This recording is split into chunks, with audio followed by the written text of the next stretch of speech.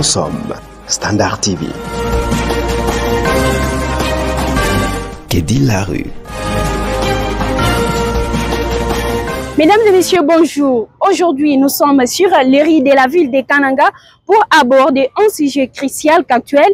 Il s'agit donc de la baisse du taux des dollars américains. Eh bien, c'est un sujet qui suscite plusieurs réactions, notamment chez les commerçants. Et aujourd'hui, nous allons tendre nos micros chez les commerçants de la ville de Kananga pour qu'ils nous fassent une lecture suite à cette situation. Comment cette situation affecte-t-il leurs activités? Tout au long de cette émission Kédi Larue, vous allez suivre également l'avis d'un analyste économique. Il va nous éclaircir notre compréhension.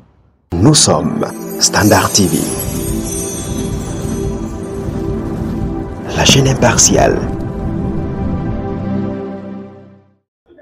Ah non, de toutes les manières, il n'y a pas de perte parce que nous travaillons avec les stocks. Par exemple, si dorénavant, vous avez acheté par exemple un carton de sardines à $50, malgré les taux de 285 ou 2850, aujourd'hui ça baisse 2000, quelque chose de, comme les dollars se négocient à 2400, 2300, quelque chose comme ça.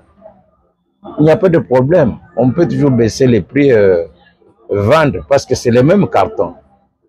Vous voyez, quand il y a baisse ou bien quand il y a augmentation, hein, il y a toujours une période qu'on peut dire de manœuvre. Hein, si le dollar baisse, attendons voir. Peut-être nous voulons que ça puisse, ce taux-là puisse se stabiliser au moins.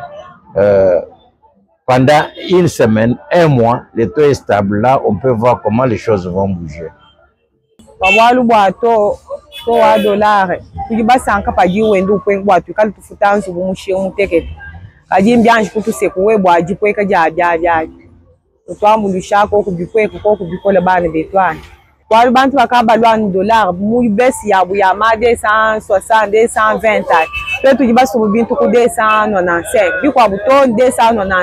Si imperta no mukole kaji tuji basu twetu dolari poeka bwana tukali tufutanzo mishinga ya panji wali benanzo buba banjishe mishinga bikole bya dikem tuji basu twetu poeka kufuta masa $50 kutowa ma 400 ekele kaji mpinge tuka tufuta 360 yo mi poeka tuji ba kufuta kaji mwishi na shimo 300 publika liko kwenye aération ko kutupeto ko benefice ni kumba waluzu buvuje benefice yonso bwajibu ja to mi bwana. Bon, tudo baki jila mwando wajikweke ja dolari muhimu kata ene tu benga to jikweke ja dolari jijini me jiji to ajila kalu tato mumishinga uka upana par exemple ça quoi sikre over 185 000 mais fa dolari mi kweke to ka to mupana commence à 60 000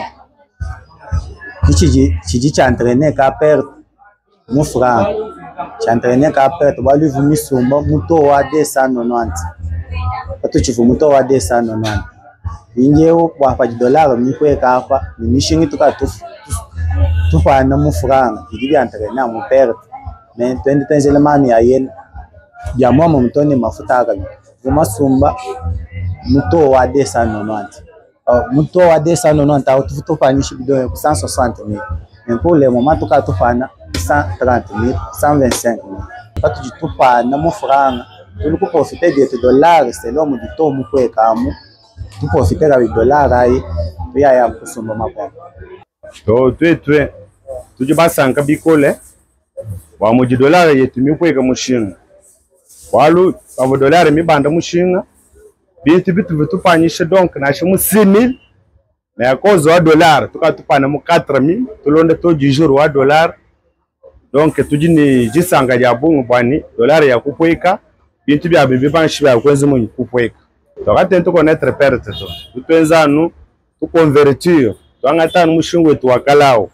Ni mushingo wa dollar ujikweu. Donc, tout ça ngisha, tu dis un avantage. Moi, je pense que nous sommes devant une loi économique, la loi de l'offre et la demande. La Banque centrale, qui est l'autorité monétaire, est en train de faire sa politique, est en train de travailler pour donner de la valeur à la monnaie nationale. Donc les opérateurs économiques doivent s'adapter à cette donne. C'est une nouvelle réalité. Parce que la monnaie étrangère, notamment les dollars, on ne doit pas l'avoir pour des transactions nationales. On en a besoin pour faire des achats en dehors du pays. Là, pour en avoir, il faut passer au niveau des bureaux d'échange, au niveau des banques commerciales, pour aller de l'avant. Moi, je trouve qu'il faut que nos opérateurs communs s'adaptent à cette situation. Depuis un temps, on déplorait que notre monnaie était en train de perdre de la valeur. Maintenant que la monnaie est en train de prendre de l'ascenseur, je pense qu'il y a lieu que ceux qui utilisent cette monnaie puissent se comporter conséquemment et pour qu'on puisse plus consommer notre monnaie nationale, qui est vraiment un indicateur aussi de la fierté nationale, au détriment d'une monnaie étrangère. On ne doit pas l'utiliser pour les transactions locales. On peut s'en servir pour les transactions internationales en dehors du pays quand on veut importer. C'est une bonne nouvelle pour cette catégorie de la population qui ne peut que se réjouir. Je sais que, comme qui dirait, le bonheur des uns fait le malheur des autres. Il y a aussi une autre catégorie, notamment ceux qui utilisaient cette monnaie, les dollars, pour payer les travailleurs qui doivent nécessairement réajuster les choses. Donc c'est ça, c'est une situation qui est accueillie de part et d'autre. Il y en a qui se réjouissent, il y en a aussi qui pleurent. Voilà, mesdames et messieurs, ce qui met fin à cette émission Que dit Larry. Comme vous l'avez bien suivi, la baisse du taux des dollars américains suscite de nombreuses réactions sur terrain, notamment chez les commerçants, et les réactions sont partagées entre les inquiétudes, espoir et adaptation. Merci à tous ceux qui nous ont partagé leurs avis et restons focus sur l'évolution de la baisse du taux des dollars américains. Vous et nous, à la prochaine. Mademoiselle Kabongo, âgée de 16 ans, est sous une méthode contraceptive administrée il y a quelques jours par un charlatan.